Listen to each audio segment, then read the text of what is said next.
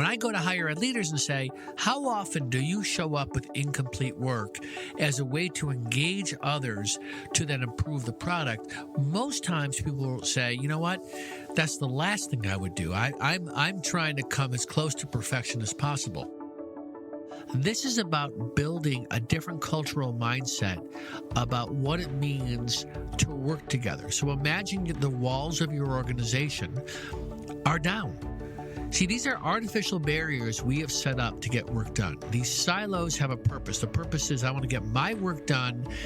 Don't get in my way. You want to get your work done. Don't get in my way. Howard and I have talked about first team as a way to focus your commitments with your peers that report up versus focusing on the concerns of those that report up to you. Well, there's another dimension to team, and that is working across departments to invent new ways of doing things. What if innovation is not about the shiny new thing, but simply developing a practice to collaborate across functional areas that address concerns of your shared customers? What are the skills and practices needed to encourage this way of working together? This year, August 5th through 8th, the Cornell Ikubo Administrative Management Institute will convene once again. And as in years before, Howard will be there. His talk is called Creating a Culture of Innovation and Creativity.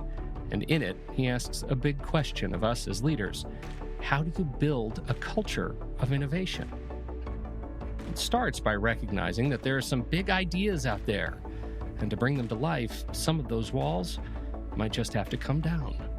In that spirit, here's an episode from the archives. Howard and I pick up on these ideas as he was preparing for a previous gathering at AMI on this topic.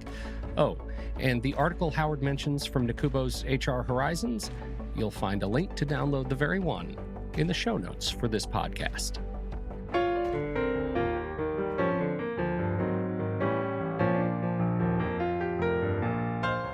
Welcome to Navigating Change, the podcast from Tybal Education. I'm Pete Wright, and right over there is Sunny Howard Tybal. You keep changing things on me. I don't like change, Pete. We have a whole new platform we're working on, and you know how much I don't like change. Fear change from Tybal Ed. Is that that's our new that's thing? Our new that's logo. Our new... Fear change. Yeah. We haven't done one of these little preview episodes in some time. That's true, right? You are going to be speaking at the Administrative Management Institute through Cornell Professional Studies at Cornell University. This is how many times have you been over there for this event? I think I've done it 3 times. So this is your 4th. If I've done it 3 times, this is my 4th. Boy, you've had your coffee. Well, it took the second cup to get there. Actually, you know what? It could be my 3rd, but it's been. I think it's either my 3rd or 4th. Okay. All right. So as an experienced AMI presenter, yes. It has been some time since we have talked about what you do when you are doing it. And this is a new presentation this year. So we thought we would give you the opportunity to talk just for a few minutes about what you are going to be doing. What are we going to be doing? And let people know why it's so great they should head out there. That's right. What we're bringing this year is a focus on creativity and innovation. This is going to show them the way at a number of institutions we could use the thinking of a for-profit. In this case, it's using the work of PIXAR that eventually got purchased by Disney, and the thinking and writing of Ed Catmull, who ran PIXAR, and the mechanisms that he used to create an exceptionally improving and engaging set of animation films. And the mechanisms that he uses translate directly to the kinds of ways we need to start breaking down silos. So, for example, one mechanism they talk about in the book is this idea of dailies. And dailies in an animation studio is coming together and looking at the next iteration of what got created. But dailies at PIXAR were opportunities to critique and to show up with incomplete work.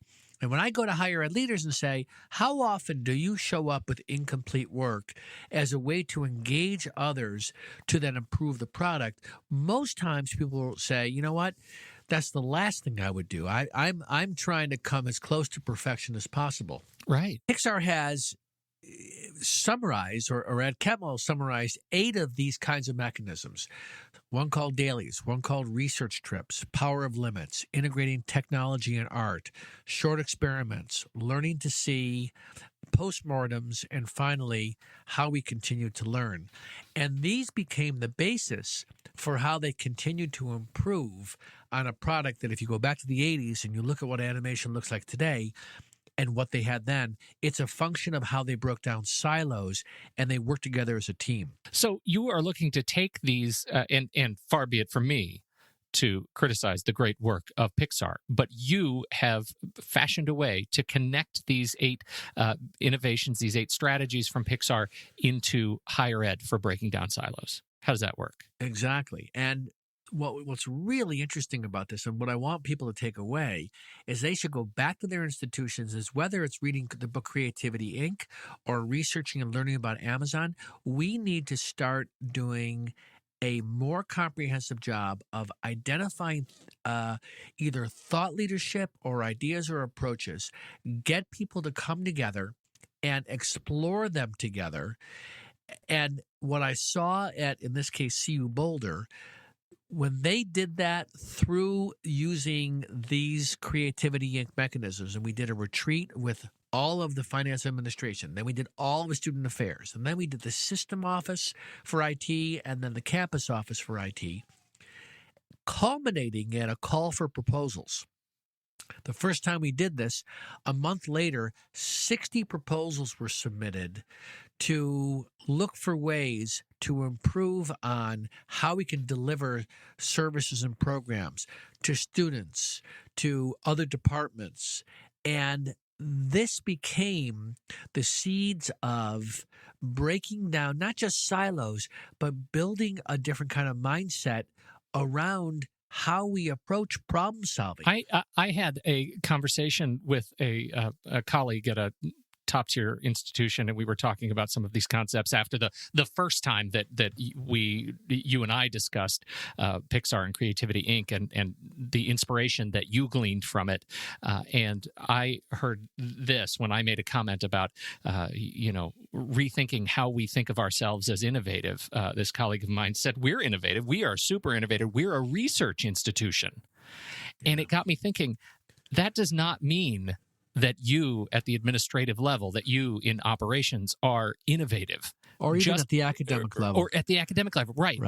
Those are two very different things. And this is guiding, I think, certainly guiding me to rethink areas where innovation comes as an opportunity. You know, that's really helpful to hear you say that. The history around how we solve problems is we look at a series of symptoms, and then in isolation, we try and come up with solutions. And, and one of the ways you know that people recognize the need to step into a bigger conversation is when we put a task force together. A task force is fundamentally a recognition that my department or your department can't alone solve this, but we don't build that kind of thinking into the culture. This is about building a different cultural mindset about what it means to work together. So imagine the walls of your organization are down. See, these are artificial barriers we have set up to get work done. These silos have a purpose. The purpose is I want to get my work done. Don't get in my way. You want to get your work done, don't get in my way. But if we're going to innovate, if we're going to come up with new ways of doing things, we have to lower those walls and say, let's come together, figure out where there's a gap, where there's an opportunity, and then together explore what would it look like to understand that. Oh, you know what? Sure, let's do a short experiment. Or let's do a research trip. Let's get out there and meet with folks to see what they're saying, not what we think we're saying. So fundamentally, this is 3 layers. One layer is investing ourselves in learning about another way of thinking about getting work done. Secondly, learning how to package something that meets the needs of a particular customer, students, faculty, alums, whatever the story is? And third, how do we pitch this in a way that inspires those that have to give us funding or those who have to sign off? How do we do this? So the nature of the conversation is going to be touching on those three things. Is there anything we want to point to for people to get up to speed to prepare them for your conversation? Yeah, I wrote an article for Nakubo's HR Horizons magazine, and we'll put that in the show notes, where it takes apart the creation of this and what the impact of looking at these mechanisms, and also lists out the mechanism. Because if people can come into this having already began thinking about how this translates, we can take the conversation to another level. So that's a great idea. And in addition to putting this on our website, we'll make this available, obviously, for the AMI Institute to share with people that might be at the program or thinking about coming to the program. It's a fascinating new way of thinking about innovation and where we can glean inspiration from outside higher ed. And more often than not, we're seeing fantastic work that directly applies in ways that maybe we haven't thought before. So this is going to be a great show.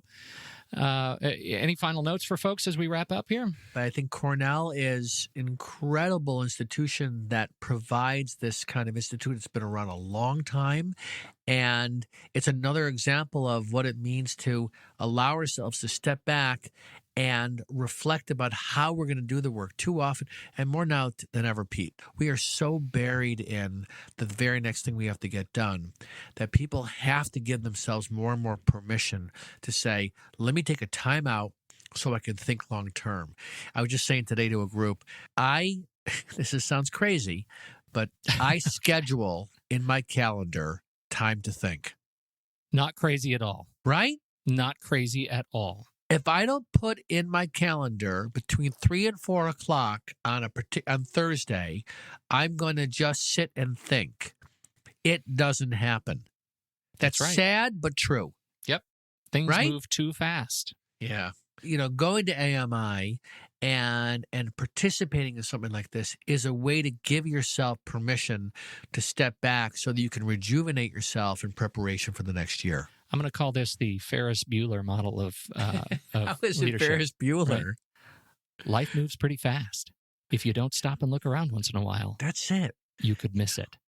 Ooh. Mm-hmm. Yeah, maybe that's the quote. With my permission, you may use the Ferris Bueller model of innovation in any one of your talks. You're welcome. I will take that under advisement. I know what that means.